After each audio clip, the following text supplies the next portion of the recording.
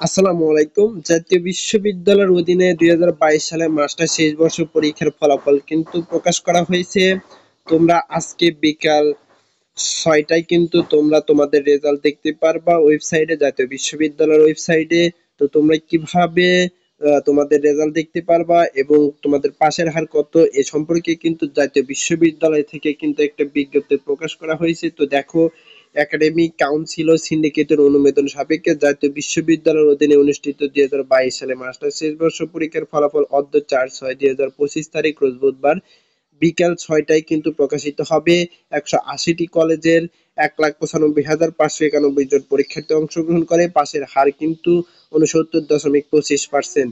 প্রকাশিত ফলাফলে কোনো প্রকার অসঙ্গতি বা ভুল ত্রুটি পরিলক্ষিত হলে তা সংশোধন অথবা ফলাফল সম্পূর্ণরূপে বাতিল করার ক্ষমতা জাতীয় বিশ্ববিদ্যালয় সংরক্ষণ করে। তো এখন তোমরা ফলাফল কিভাবে দেখবে? দেখো, পরীক্ষার ফলাফল দেখার জন্য কিন্তু জাতীয় বিশ্ববিদ্যালয়ের এই ওয়েবসাইটে গিয়ে www.recentresult.nu.ac.bd অথবা www.result.nu.ac.bd ওয়েবসাইটে গিয়ে থেকে কিন্তু তোমরা জানতে পারবা। তো তোমাদের কিন্তু ইতিমধ্যেই কিন্তু ফলাফল প্রকাশ করা হয়েছে ২০২২ সালে মাস্টার শেষ পর্বে যারা আছো। তো তোমরা তোমাদের রেজাল্ট সন্ধ্যা ৬টায় কিন্তু তোমরা দেখে নিও। তো এই ছিল আপডেট তথ্য ভিডিও। যদি ভিডিওটি ভালো লেগে থাকে তাহলে অবশ্যই ভিডিওটিতে লাইক, কমেন্ট এবং সাবস্ক্রাইব করতে ভুলবে না।